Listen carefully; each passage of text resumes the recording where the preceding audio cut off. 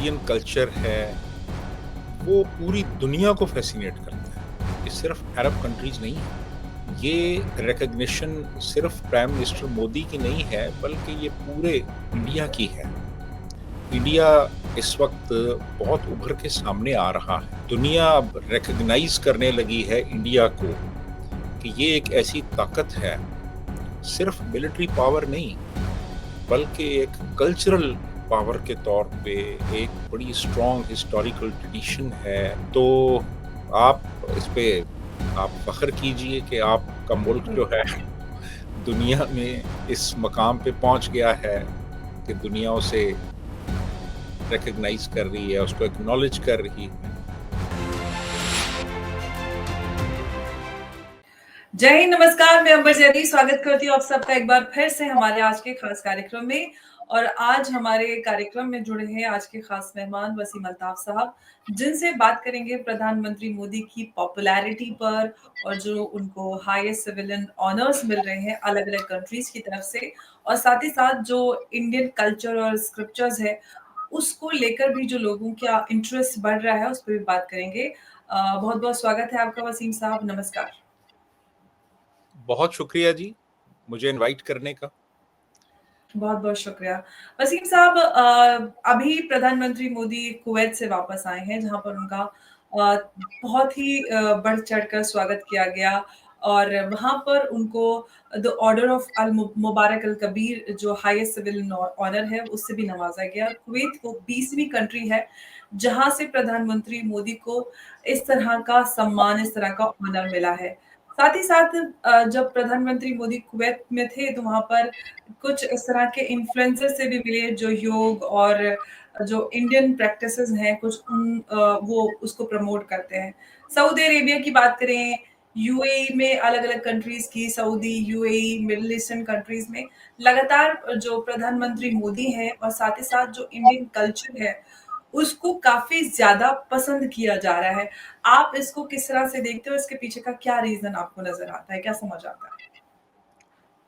देखिए जी, बात ये है कि जो इंडियन कल्चर है, वो पूरी दुनिया को फ़ैसिनेट करता है। ये सिर्फ़ अरब कंट्रीज़ नहीं है। Indian dances, Indian music, Indian literature, उनकी ट्रेडिशंस, वैल्यूज़, ये चीज़ें पूरी दुनिया को फ़ैसिनेट करती हैं। फैमिली सिस्टम है, फैमिली वैल्यूज़ हैं। ये तो वेस्ट को भी उतना ही फ़ैसिनेट करता है जितना अरब कंट्रीज़ को।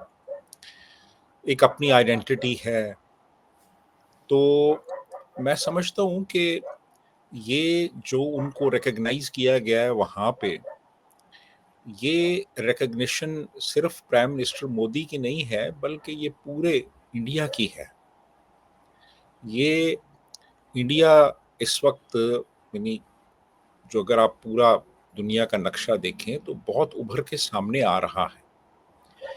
दुनिया अब रिकॉग्नाइज़ करने लगी है इंडिया को कि ये एक ऐसी ताकत है, सिर्फ़ मिलिट्री पावर नहीं, बल्कि एक कल्चरल पावर के तौर पे एक बड़ी स्ट्रॉन्ग हिस्टोरिकल ट्रेडिशन है। यहाँ के लोग जो हैं वो वक्त के धारे के साथ आगे बढ़ रहे हैं, नई नई टेक्नोलॉजी सीख रहे हैं। साइंस में आप देख लें, आप आर्ट्स में देख लें, बहुत आगे जा रहे हैं। अब यूरोप और अमेरिका में बड़े बड़े ओहदों पे फाइज हैं। मिडिल ईस्ट में एक बहुत बड़ी इंडियन वर्क फोर्स है जो काम कर रही है।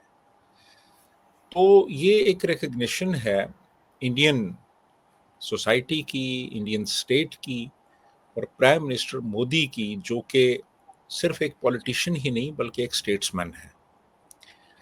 तो मैं समझता हूँ ये एक फ़ख्र की बात है, जिसको आप गर्व कहते हैं, पूरे इंडिया के लिए, पूरे एब्सोल्युटली। इंडिया के लोगों के लिए, कि वो जो उनको हाईएस्ट ऑनर मिला है वहाँ पे कुवैत में, और 20 से ज़ायद मुल्क उनको हाईएस्ट सिविलियन अवार्ड जो है वो दे चुके हैं।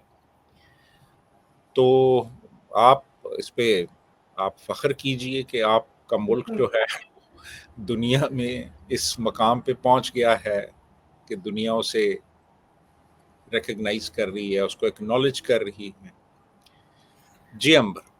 बिल्कुल, बेशक ये बहुत फ़ख्र की बात है हमारे लिए, पूरे देश के लिए कि प्रधानमंत्री मोदी को 20वीं कंट्री कतर रही जिसने हाईएस्ट सिविलियन ऑनर दिया है। ये बहुत फ़ख्र की बात है, बहुत खुशी की बात है कि हमारे प्रधानमंत्री को उनको इस तरह से रिकॉग्नाइज़ किया जाता है, इतनी इज़्ज़त अफ़ज़ाई और प्यार मिलता है। और साथ ही साथ प्रधानमंत्री के साथ हमारी जो कल्चर है और जो हमारे स्क्रिप्चर्स हैं, उनको भी बहुत ज़्यादा इज़्ज़त-सम्मान और लोगों का इंटरेस्ट उसमें देखने के लिए मिल रहा है। हम सऊदी अरेबिया की बात करें, मिडल ईस्ट की बात करें, यूएई की बात करें, हर जगह एक इंटरेस्ट नज़र आता है लोगों के अंदर कि वो जो इंडियन प्रैक्टिसेस हैं, योग की बात करें या फिर आप जो हमारे स्क्रिप्चर्स हैं, उनको भी पढ़ने जानने की कोशिश लोग कर रहे हैं। अब अरेबिक अनुवाद, ट्रांसलेशन भी हो रहे हैं। लोग भारतीय जो स्क्रिप्चर्स हैं, कल्चर है, उन पे और ज़्यादा उनकी रुचि यानी कि इंटरेस्ट बढ़ता जा रहा है। इसके पीछे आप क्या वजह देखते हैं? क्यों लोग अट्रैक्ट हो रहे हैं? लोगों को वहाँ की लोकल भाषा में ट्रांसलेट करके जो यहाँ के स्क्रिप्चर्स हैं उस वो मुहैया कराए जा रहे हैं। देखिए, बात ये है कि सनातन धर्म, सनातन का मतलब है इटर्नल, टाइमलेस, और धर्म का मतलब है रिलिजन। तो सनातन धर्म का मतलब है एक ऐसा वे ऑफ लाइफ जो कि वक्त की कैद से आज़ाद हो, हमेशा के लिए हो। तो अगर आप इस मज़हब को आप स्टडी करें और आप जो मुख्तलिफ स्क्रिप्चर्स हैं उनको आप पढ़ें, महाभारत है, रामायण है, इनको आप देखें, तो आपको पता चलेगा कि इन किताबों में जो इटर्नल वैल्यूज़ हैं, हमेशा रहने वाली जो वैल्यूज़ हैं, वो आपको नज़र आती हैं। आपको लॉयल्टी, कमिटमेंट, एक मोरालिटी, वो आपको नज़र आती है। जो मुख्तलिफ कैरेक्टर्स हैं, वो मुख्तलिफ जो ह्यूमन वैल्यूज़ हैं, उनको रिप्रेज़ेंट कर रहे हैं।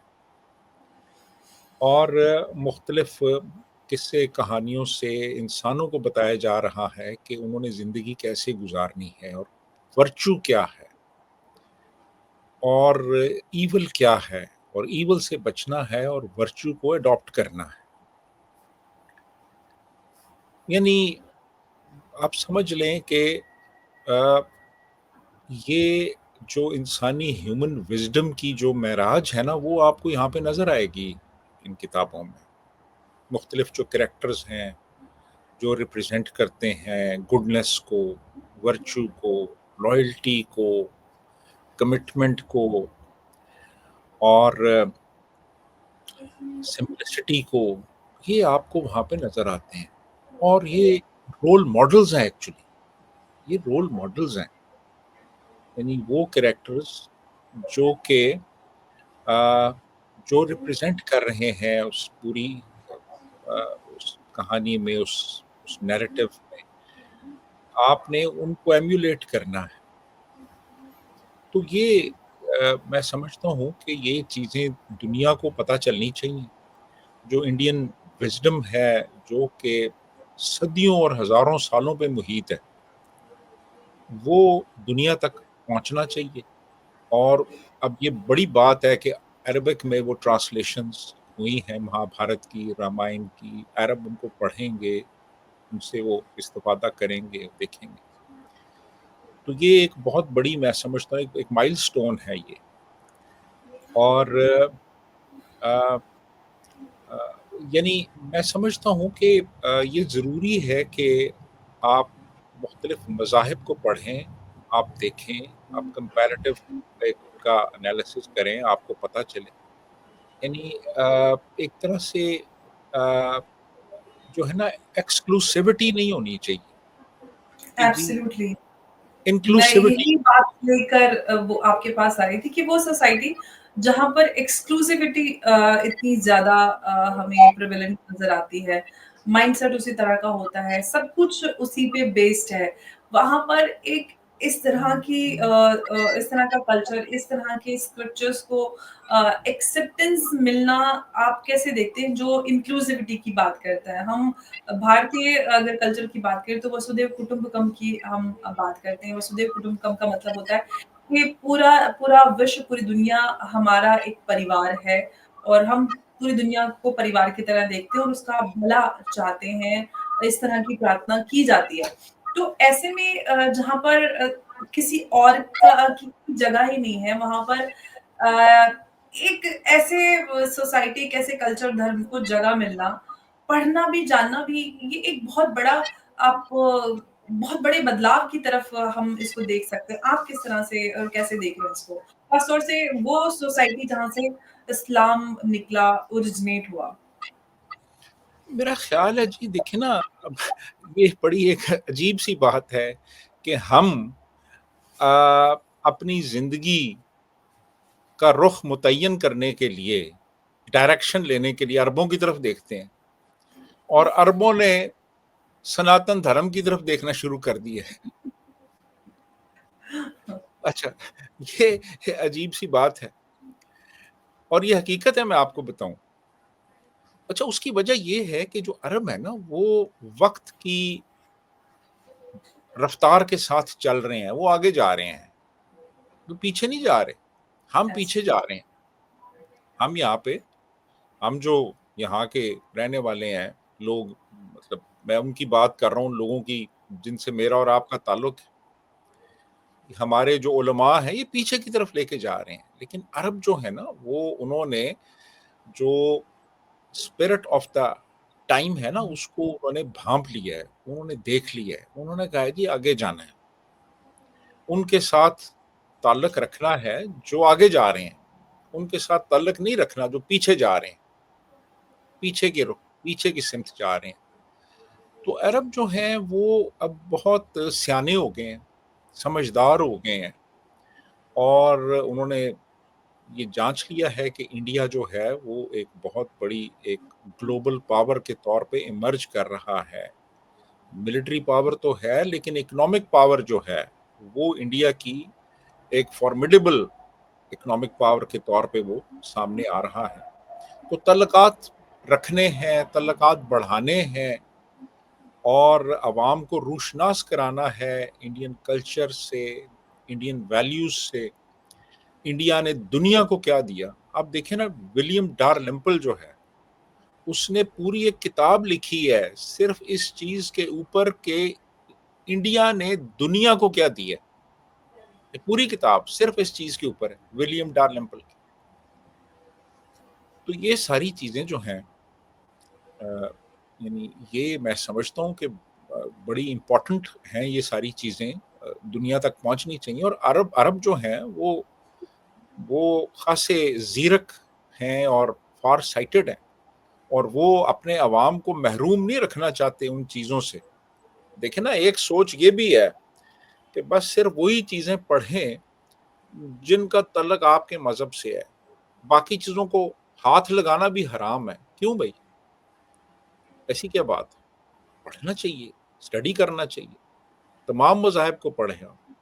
आप अपना एक एक कॉन्शियस लेवल पे आप स्टडी करें चीज़ों को और फिर आप अपना रास्ता जो है वो मुतय्यन करें कि आप को नज़र आएगा उसमें कि भई क्या चीज़ जो है वो उसमें, यानी मज़हब जो है वो क्या कह रहा है, उसकी टीचिंग्स क्या हैं, उसकी फ़िलॉसफ़ी क्या है।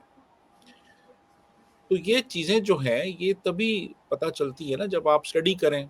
तो अब वो जो ट्रांसलेशंस हुई हैं अरबिक में रामायण और महाभारत की, वो पढ़ेंगे लोग, स्टडी करेंगे, उनको पता चलेगा कि ये मज़हब क्या है।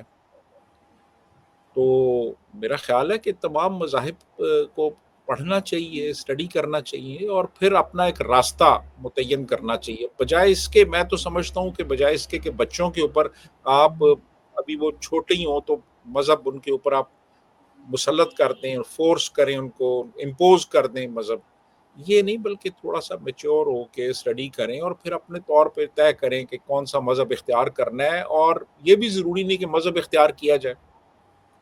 आप मज़हब इख्तियार किए बगैर आप नास्तिक भी हो सकते हैं और एक अच्छे इंसान भी हो सकते हैं। ये भी एक ऑप्शन जो है ये अवेलेबल होना चाहिए। कोई चीज़ जो है ना वो फ़ोर्स किसी के ऊपर। बिल्कुल। मज़ाहिब की टीचिंग्स जो हैं उनका एक्सपोज़र होना चाहिए।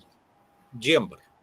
बिल्कुल, आपने सही कहा और सनातन धर्म की जब बात करते हैं, सनातन का में हर तरह के बिलीफ सिस्टम को एक्सेप्टेंस है। आप चाहे भगवान को माने, ना माने, एक को माने, 1000 को माने या फिर किसी को भी ना माने, हर तरह से आपको उसमें जगह मिलती है, आपको रिकॉग्निशन मिलती है, आपको बर्खास्त नहीं किया जाता, आपको बाहर नहीं निकाला जाता। हर एक को उसमें अपनाया जाता है, हर एक को पहचान, प्यार और सम्मान मिलता है।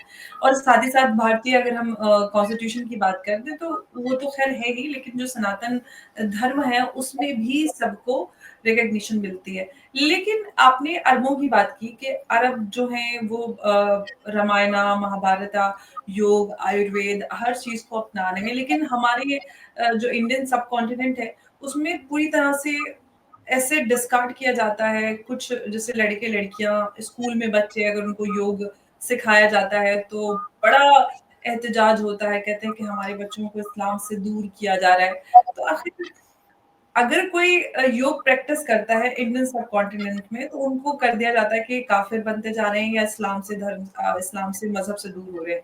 लेकिन अरब जो है वो फुल्ली प्रैक्टिस कर रहे हैं और इसको प्रमोट भी कर रहे हैं। और मैं क्रिश्चियन और अलग कंट्रीज़ को तो छोड़ देती हूँ क्योंकि वो तो हैं काफ़िर, लेकिन जो मुसलमान ममालिक हैं उसमें योग और आयुर्वेद पूरी तरह से प्रैक्टिस हो रहा है और बढ़-चढ़ कर हो रहा है। लेकिन हमारे इधर आते हैं तो आते-आते योग हिंदुओं का बन जाता है, उससे आप काफ़िर भी बन जाते हैं अगर आप प्रैक्टिस करते हैं। ये जो इतना डिफरेंस है अरेबियन मुस्लिम्स और इंडियन कॉन्टिनेंट के मुसलमानों की सोच में, वो कैसे किस तरह से है? देखिए ना, ये जो लोग इसको योग को किसी एक रिलीजन से, किसी मज़हब, किसी धर्म से रिलेट करते हैं ना, वो लोग अभी कॉन्शियस लेवल पे अभी डेवलप नहीं हुए। ये तो यूनिवर्सल प्रैक्टिसेस हैं, ये तो पूरी दुनिया में इसको प्रैक्टिस किया जाता है। और ये तो इवन साइंटिफिकली प्रूवन है कि इसके बड़े मुस्बत पॉजिटिव असरात होते हैं इंसान के ऊपर, अगर इसको प्रैक्टिस किया जाए। तो मेरा ख़्याल ये है कि इसमें बिल्कुल कोई इसका कोई रिलीजियस एंगल नहीं है, इसमें कोई रिलीजियस एंगल नहीं बनता। तो वो लोग जो इस किस्म की बातें करते हैं, मेरा ख़्याल है उन लोगों को पहले अनलर्न करना चाहिए वो सब कुछ जो उन्हें सिखाया जाता रहा है सारी ज़िंदगी, और फिर उनको रीलर्न करना चाहिए। पहले उनको डी एजुकेट करें आप और फिर एजुकेट करें उन्हें आप, तो फिर वो मॉडर्न वर्ल्ड में आएंगे। अदरवाइज वो लोग जो है ना, वो मुगल शहजादे ही बने रहेंगे। ठीक है ना, ये उन्होंने, हाँ, मुगल शहजादे, वो आगरा की या लखनऊ की किसी गली के नुक्कड़ पे खड़े होंगे, बाल बनाए हुए होंगे, कान में बालियां पहनी हुई होंगी, अंदर एक मुगल शहजादा होगा, जो लड़की गुजरेगी उसको छेड़ेंगे वो। ठीक है ना। ये तो इनको इनको पहले यानी डी एजुकेट करने की जरूरत है और फिर री एजुकेट करने की जरूरत है, ताकि इनको पता चले यार मॉडर्न वर्ल्ड है क्या जी, और उसकी क्या वैल्यूज हैं और कैसे आपने आगे बढ़ना है और बिल्कुल। कैसे आपने मेन स्ट्रीम में शामिल होना है। और मेन स्ट्रीम में शामिल होने के बाद फिर आप इस पोजीशन में होंगे कि आप कॉम्पीट कर सकें। अगर आपने अपने आप को अलहदा रखना है, अगर आपने कहना है जी कि बस जी ये तो हिंदुओं की प्रैक्टिस है, कोई भी चीज हो, हमारी तो नहीं है ये, तो फिर आप वहीं रहेंगे जहां आप हैं। फिर आपकी कोई हैसियत नहीं होगी दुनिया में। मॉडर्न वर्ल्ड में फिर कोई आपको घास नहीं डालेगा। आपने जी, मॉडर्न वैल्यू सीखनी है, मॉडर्न एजुकेशन सीखनी है और मेन स्ट्रीम में शामिल होना है, फिर आप आगे जाएंगे। जी अमर। बिल्कुल। बिल्कुल और वो मुमकिन तभी है जब आप पढ़ेंगे से मतलब सिर्फ़ ये नहीं कि आप स्कूल, कॉलेज जाकर डिग्रियाँ हासिल करें। पढ़ने-लिखने से मकसद है कि आप अलग-अलग हिस्ट्री, कल्चर और रिलिजन को पढ़ने जानने की कोशिश करें। और बड़े मज़े की बात ये है वसीम साहब कि इस्लाम वो आयत की बात करें या फिर हम बात करें उस हदीस की जिसमें कहा गया है कि आप पढ़ने के लिए आप चीन भी चले जाएँ इल्म हासिल करने के लिए। इल्म हासिल करने से मतलब सिर्फ़ ये तो नहीं था कि आपका इल्म कुरान और हदीस तक लिमिटेड रहेगा। इल्म का मतलब तो ये होता है कि आप हर तरह की एजुकेशन, हर तरह की नॉलेज गेन करें। तो वहाँ पर फिर ये बैरियर कैसे आया कि आप सिर्फ़ यही जानेंगे जो हमारा है, हम दूसरों का कुछ नहीं जानेंगे। दूसरों का जानेंगे तो हम भी दूसरे हो जाएँगे। नहीं, नहीं, सब कुछ देखना चाहिए, पढ़ना चाहिए और अपने आप को एक्सपोज़ करना चाहिए हर तरह के इल्म से और मेरे ख़्याल में तो इंसान को बाकी जो उलूम हैं और बाकी जो प्रैक्टिसेस हैं, उनके साथ उसका एक ताल्लुक रहना चाहिए और मैं तो इसके हक़ में हूँ कि आप अपने आप को अलहदा ना करें इन तमाम चीज़ों से, उसका हिस्सा बनें। तो मैं तो ये कहूँगा। जी, अंबर। जी, बिल्कुल आपने ठीक कहा। लेकिन हम प्रधानमंत्री मोदी और इंडियन कल्चर की बात कर रहे थे कि जिस तरह से उसको रिकॉग्निशन और एक अलग ही लोगों में उसको लेकर इंटरेस्ट जागा हुआ है और जानने समझने की कोशिश कर रहे हैं। लेकिन अगर हम सिर्फ़ अपने इंडियन कॉन्टिनेंट में ही देखने की कोशिश करें, तो बहुत सारे ऐसे लोग मिलते हैं जिनको इंडियन कल्चर के बारे में बहुत ज़्यादा जानकारी नहीं है, स्क्रिप्चर्स के बारे में जानकारी नहीं है, खुद को उससे अलग-थलग रखने की खास तौर से बांग्लादेश, पाकिस्तान की बात करें तो वहाँ पर बिल्कुल भी एक्चुअली तो कल्चर वही है। उसको मैं अगर मलेशिया या और मुल्कों की बात करूँ, तो वहाँ पर इंडोनेशिया की बात की जाए, तो वहाँ पर अपने कल्चर को और रिलिजन को दोनों को अलग-अलग रखा जाता है। वो अपने कल्चर को बहुत अच्छे से प्रैक्टिस करते हैं और बहुत प्राउडली उसको वो एग्ज़िबिट भी करते हैं। लेकिन हमारे कॉन्टिनेंट में आते-आते ये मज़हब हावी हो जाता है और हम मज़हब और कल्चर को डिफरेंशिएट करना भूल जाते हैं। ऐसा क्यों होता है? ये सारी प्रॉब्लम इंडियन कॉन्टिनेंट में क्यों नज़र आती है सब कॉन्टिनेंट में? देखिए, आप अगर देखें ना मुख्तलिफ कल्चर्स को तो उन्होंने अपने-अपने अंदाज़ में उस मज़हब को इख्तियार किया है। उन्होंने जो लोकल वैल्यूज़ हैं और लोकल ट्रेडिशंस हैं और लोकल प्रैक्टिसेस हैं, उनको उन्होंने मज़हब में अपने इनकॉर्पोरेट किया है।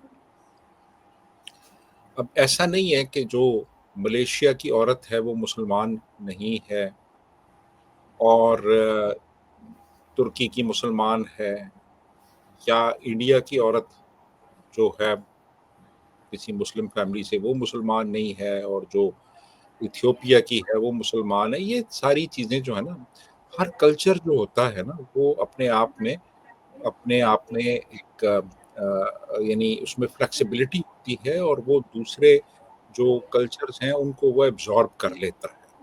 वहाँ से वो मुख्तलिफ इन्फ्लुएंसेस लेता है और वो उसको एब्ज़ॉर्ब कर लेता है। तो हमारे यहाँ हम भी ये देखते हैं कि बहुत सी चीज़ें जो हैं वो इसमें हमने शामिल कर ली हैं और लोकल प्रैक्टिसेस जो हैं वो हमने उसमें शामिल की हैं, लेकिन उससे कोई मज़हब की बुनियादी जो तालीमात हैं उन पे असर नहीं पड़ता। कोई यानी वो जो भी आपकी टीचिंग्स हैं, वो टीचिंग्स अपनी जगह हैं और फिर आप हालात और वाक़यात और जगह के हवाले से, जगह के लिहाज से आप काफ़ी चीज़ें एडॉप्ट कर लेते हैं और काफ़ी चीज़ें अडैप्ट कर लेते हैं। तो एडॉप्शन और अडैप्टेशन चलती रहती है साथ-साथ। तो ये ज़रूरी नहीं है कि आपका जो एक ख़ास लेट्स से कि एक कल्चरल बैकग्राउंड है वो ही डोमिनेट करे, वो कुछ भी कर सकता है। बेसिक स्पिरिट जो है, उसको आपने फ़ॉलो करना है। वो अब आपने अगर लेट्स से किसी भी तरह के कपड़े पहने हुए हैं, तो वो भी ठीक है। अगर आपने स्कर्ट भी पहना है, तो वो भी चल जाता है, ठीक है। लेकिन जो बेसिक वैल्यूज़ हैं, उनको आपने फ़ॉलो करना है। जी, अंबर। जी, बिल्कुल, आपने ठीक कहा और बहुत ज़रूरी होता है कि आप के जो रूट हैं, जो कल्चर है, आप उसको अपना कर रखें। मेरे बहुत सारी इंडोनेशियन लड़कियाँ हैं जिनको मैं जानती हूँ, उनके नाम एकदम हिंदी नाम होते हैं उनके लक्ष्मी, आशा, देवी इस तरह के नाम होते हैं और नाम के आगे उनके देवी लगा होता है और सब के सब मुसलमान होते हैं। बड़ा बहुत हमारे लिए बड़ा अजीब-सा लगता है कि हमारे यहाँ तो नाम को लेकर ऐसा होता है कि अरे ज़रा-सा भी आप नाम इधर से उधर कर देंगे, तो कैसा नाम रखा है, लग ही नहीं रहा कि आप एक मुसलमान हैं। मुझे तारिक अंकल की बात याद आ गई, वो बताते थे कि जब नताशा और नाज़िया हुईं, तो मैंने दोनों का नाम हिंदी नाम रखना चाह रहे थे, उन्होंने नताशा का नाम लक्ष्मी चूज़ किया था। तो कह रहे थे कि घर में एक बवाल मच गया और मुझे फिर फाइनली नताशा नाम रखना पड़ा। तो ये नामों को लेकर भी हमारे यहाँ हम पूरे कहीं भी विश्व में चले जाएँ, पूरी दुनिया में नाम वहाँ पर लोकल कल्चरल नाम रखे जाते हैं। सिर्फ़ हमारे ही कॉन्टिनेंट में ये है कि नाम जो यहाँ के मुसलमान हैं, वो अरेबिक नाम रखते हैं।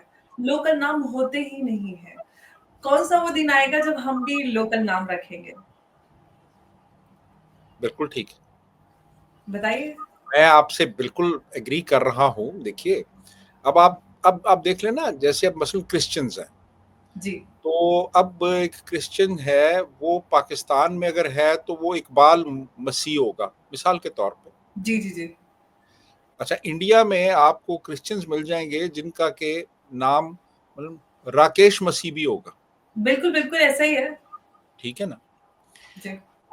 अ यदि बांग्लादेश में चले जाएँगे तो हो सकता है कि वहाँ पे हो, उसका नाम कोई बंगला नाम हो, ठीक है ना? तो कहने का मतलब ये है कि वो हैं सब क्रिश्चियंस, लेकिन उन्होंने अडैप्ट किया है लोकल कल्चर्स के मुताबिक और अपने नाम जो हैं उन्होंने उसके मुताबिक रखे हैं। तो आप किसी भी कल्चर से हो सकते हैं, मज़हब का कोई कल्चर नहीं होता, मज़हब का कल्चर नहीं होता। मज़हब जो होता है ना, मज़हब वही मज़हब जो होता है ना, जो कहते हैं ना इस्लाम एक कल्चर है, कल्चर कोई नहीं है। ये अगर इस्लाम अगर पाकिस्तान में है तो वो फिर उस पाकिस्तान का जो कल्चर है वो उसके मुताबिक उसमें एक अडेप्टेशन होगी।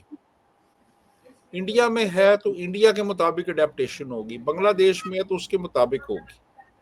हर मुल्क जो है ना, वो वहाँ का जो लोकल कल्चर है ना, उसके असरात डेफिनेटली होते हैं, वही असरात होते हैं। तो वो फिर वो मज़हब जो है ना, उसकी एक ख़ास शक्ल होती है। क्योंकि आप देखें ना, वो जो लोकल कल्चर है उसके असरात तो डेफिनेटली होंगे उस मज़हब के ऊपर। तो यूनिवर्सल कल्चर नहीं होता। हर मुल्क का, हर खित्ते का एक जो अपना इंडिजिनस कल्चर है वो मज़हब के ऊपर असरअंदाज होता है और मज़हब उसके मुताबिक अपने आप को फिर वो अडैप्ट कर लेता है। और अगर वो और बहुत सी जगहों पे क्लैश भी हो जाता है, बहुत सी जगहों पे क्लैश भी हो जाता है कि देखें, अब फर्ज कर लें कि एक चोरी करने की सजा हाथ काटना है। अब आप ये एक सजा जो है ये आप नाफिज कर देते हैं, लेकिन जो लोकल कल्चर है उसके हवाले से ये चीज़ एक्सेप्टेबल नहीं है। तो इसलिए ये चीज़ एक साइड पे लोग कर देंगे उसको, उस तरफ नहीं आएँगे। क्योंकि आपका जो लोकल इंडिजिनस कल्चर है हज़ारों साल का, उसमें इस किस्म की सज़ा की गुंजाइश नहीं है। जी। अरब में होगी, वहाँ पे संसार भी कर देते हैं, गले भी काट देते हैं। यहाँ बिल्कुल, पे नहीं, जान के बदले जान भी लेते हैं, ब्लड मनी भी लेते हैं, तो सब कुछ ही है वहाँ पे तो। यहाँ पे नहीं है इंडिया में, इवन पाकिस्तान में भी। इसकी जी। वजह ये है कि हमारा जो लोकल कल्चर है, वो डोमिनेट कर रहा है। आप वो बेशक चाहे नामों में फिर कंजूसी क्यों आ जाती है? हम नाम लोकल क्यों नहीं रख पाए अब तक? खास तौर से मुसलमान। अब एहसास कमतरी है ना, एहसास कमतरी है, अपने आप को सुपीरियर बनाने के लिए सैयद बन जाएँगे, ठीक है। हालाँकि यहाँ के लोग ये सारे यहीं के हैं, हम यहाँ पे हमारे आबाओ-अजदाद हिंदू थे, ठीक है ना? मेरे अपने जो दादा के दादा के दादा के दादा राजा मल उनका नाम था जी। और वो यानी मैंने जो पढ़ा है वो पांडव्स में से थे और फिर वो आए और आके यहाँ पे वो सेटल हो गए। राजा अच्छा। मल राजपूत थे। जी, जी, जी। तो दरमियान में फिर कोई था हमारा ऊपर, उसने फिर इस्लाम कबूल कर लिया। जी। अदरवाइज तो फिर हम भी मतलब हिंदू ही होते ना यार, मैं भी हिंदू होता, तुम भी हिंदू होती। मैं तो सैयद हूँ, हम तो आए थे इराक से, अच्छा, लेकिन ये सारे ही कहते हैं कि हम इराक से आए थे, हम सऊदीया से आए थे, हम शाम से नहीं, आए थे। कहना एक अलग होता है। मेरे खानदान का, मैं although I don't believe in all that, but हमारा तो एक हिस्टोरिक बैकग्राउंड है, तो मैं उसमें बोलती हूँ। बट बहुत सारे लोग ऐसे हैं जो फॉल्सली क्लेम करते हैं कि हाँ, हम भी सैयद हैं। खासतौर से पाकिस्तान में ये बहुत ज्यादा नजर आता है कि हर कोई सैयद बनता है। भारत में ऐसा नहीं होता है कि जो जिसकी जो कास्ट चली आ रही है वही मेंटेन है। लेकिन यहाँ पे ऐसा नहीं होता है कि आप कल पंडित बन जाएंगे या कल फिर सैयद बन जाएंगे। यहाँ पे हाँ, हिंदुस्तान में इतना ज्यादा ये कॉम्प्लेक्सिटी इतनी ज्यादा है, कॉम्प्लेक्स्ड पर्सनैलिटी इतनी ज्यादा नजर नहीं आती, बहुत ज्यादा पाकिस्तान में नजर आता है। क्योंकि मुझे मेरे बहुत सारे दोस्त हैं, वो इस तरह की बातें उनसे हुआ करती थी पहले भी, जब मैं कॉलेज टाइम में थी। बहुत सारे लोगों के बारे में, सेलिब्रिटीज भी बहुत सारे, जो एकदम से कुछ सालों बाद आके कहते हैं कि हम भी सैयद हैं। हर कोई सैयद नहीं हो सकता है, दैट इज पॉसिबल। ये हर कोई पंडित नहीं हो सकता, हर कोई पठान नहीं हो सकता। बहुत सारे लोग हैं जो सरनेम्स अडेप्ट कर लेते हैं, अडॉप्ट कर लेते हैं, और फिर उसके बाद 1-2 जनरेशन के बाद वो क्लेम करना शुरू कर देते हैं कि हाँ, हम ये हैं या हम वो हैं। मुझे लगता है कि उसमें कोई जो आप हैं वही रहें, उसमें कोई बुरी बात नहीं है। लेकिन सबसे ज़रूरी ये है कि आप इंडियन हैं, इंडियन कॉन्टिनेंट के हैं, आपका कल्चर भारतीय है, आप उसको ओन अप करें और उसमें आप शर्माएँ नहीं कि हाँ, मैं प्राउडली कहती हूँ कि भई मैं इंडियन हूँ और सबसे पहले मैं इंडियन हूँ। और जो भी मेरा कल्चर है मैं उसको लेकर बहुत ज़्यादा प्राउडली मैं उसको प्रैक्टिस करती हूँ। और जहाँ कहीं भी होती हूँ, मैं I represent myself as an Indian first, then a Muslim. मेरे लिए वो घर पे है, प्राइवेट लाइफ में है कि मैं मुसलमान हूँ।